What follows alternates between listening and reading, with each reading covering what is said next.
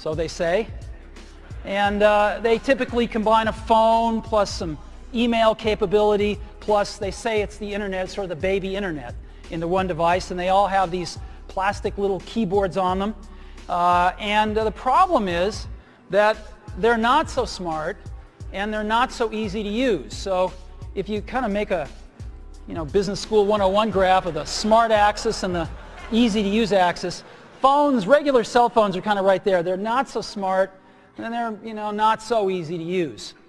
But smartphones are definitely a little smarter, but they actually are harder to use.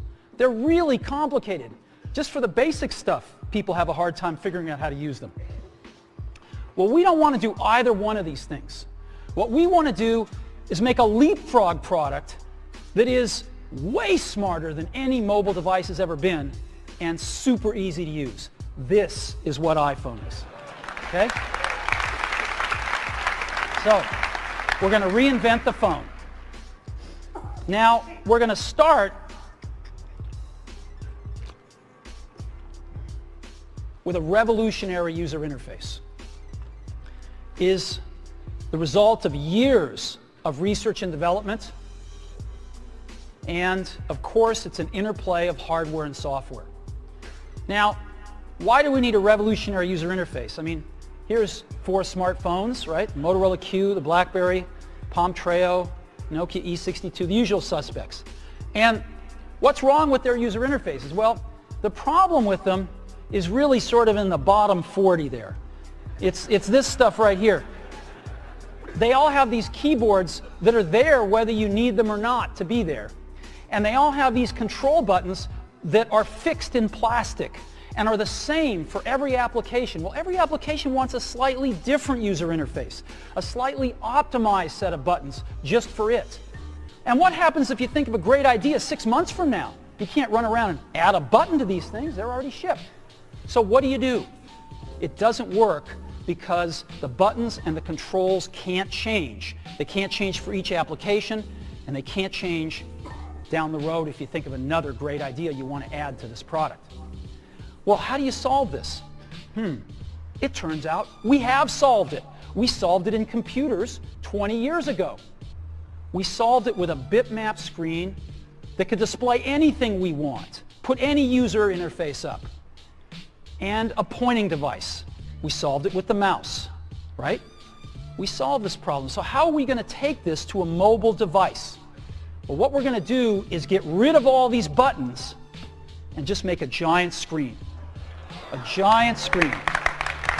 Now, how are we going to communicate this? We don't want to carry around a mouse, right? So what are we going to do? Oh, a stylus, right? We're going to use a stylus. No. No. Who wants a stylus? You have to get them and put them away and you lose them. Yuck. Nobody wants a stylus. So let's not use a stylus. We're going to use the best pointing device in the world. We're going to use a pointing device that we're all born with. We're born with 10 of them. We're going to use our fingers. We're going to touch this with our fingers. And we have invented a new technology called multi-touch, which is phenomenal. It works like magic. You don't need a stylus. It's far more accurate than any touch display that's ever been shipped. It ignores unintended touches. It's super smart. You can do multi-finger gestures on it. And boy, have we patented it.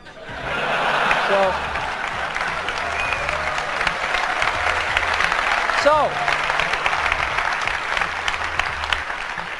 we've been very lucky to have brought a few revolutionary user interfaces to the market in our time. First was the mouse. The second was the click wheel.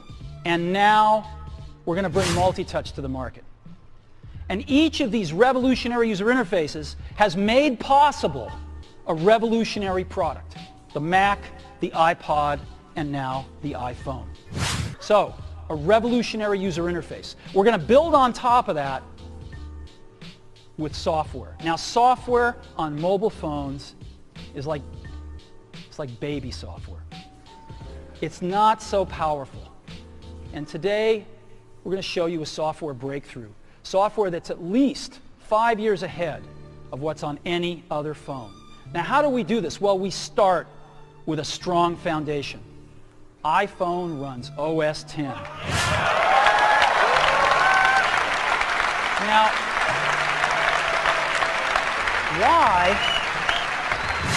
why would we want to run such a sophisticated operating system on a mobile device? Well, because it's got everything we need. It's got multitasking.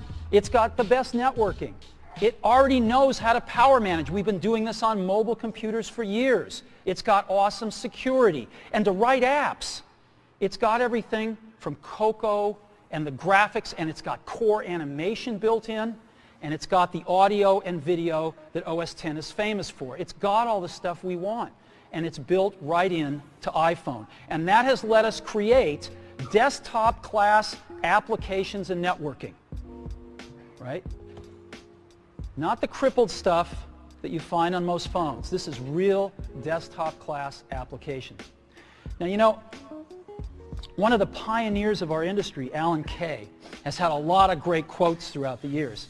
And I ran across one of them recently that explains how we look at this, explains why we go about doing things the way we do, because we love software. And here's the quote: "People who are really serious about software should make their own hardware."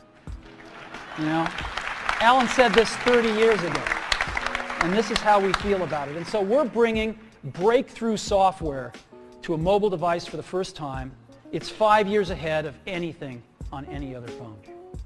The second thing we're doing is we're learning from the iPod, syncing with iTunes. You know, we're going to ship our 100 millionth iPod this year, and that's tens of millions of people that know how to sync these devices with their PCs or Mac and sync all of their media right onto their iPod, right?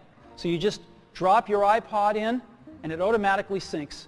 You're going to do the same thing with iPhone. It automatically syncs to your PC or Mac right through iTunes. And iTunes is going to sync all your media onto your iPhone, your music, your audiobooks, podcasts, movies, TV shows, music videos, but it also syncs a ton of data. Your contacts, your calendars, and your photos, which you can get on your iPod today, your notes, your bookmarks from your web browser, your email accounts, your whole email setup, all that stuff can be moved over to iPhone completely automatically. It's really nice. And we do it through iTunes. Again, you go to iTunes and you set it up, just like you'd set up an iPod or an Apple TV. And you set up what you want synced to your iPhone. And it's just like an iPod. Charge and sync. So sync with iTunes. Third thing I want to talk about a little is design. We've designed something wonderful for your hand. Just wonderful.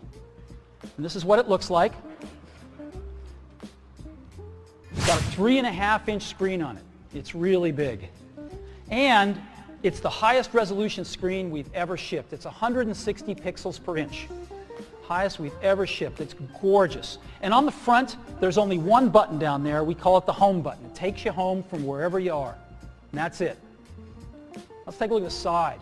It's really thin. It's thinner than any smartphone out there at 11.6 millimeters. Thinner than the Q, thinner than the Blackjack, thinner than all of them. It's really nice. And we got some controls on the side. We got a little switch for ring and silent. We've got a volume up and down control. Let's look at the back. On the back, the biggest thing of note is we got a 2-megapixel camera built right in. The other side, and we're back on the front. So let's take a look at the top now. We've got a headset jack, 3.5 millimeter. All your iPod headphones fit right in. We've got a little tray for your SIM card. And we've got one switch for sleep and wake. Just push it to go to sleep, push it to wake up. Let's take a look at the bottom. We've got a speaker, we've got a microphone, and we've got our 30-pin iPod connector. So that's the bottom. Now, we've also got some stuff you can't see. We've got 3 really advanced sensors built into this phone. The first one is a proximity sensor. It senses when physical objects get close. So when you bring iPhone up to your ear to take a phone call, it turns off the display and it turns off the touch sensor instantly. Why do you want to do that? Well, one, to save battery, but two, so you don't get spurious inputs from your face into the touchscreen. Just automatically turns them off, take it away, boom, it's back on. So it's got a proximity sensor built in. It's got an ambient light sensor as well. We sense the ambient lighting conditions and adjust the brightness of the display to match the ambient lighting conditions. Again, better user experience, saves power. And the third thing we've got is an accelerometer, so that we can tell when you switch from portrait to landscape.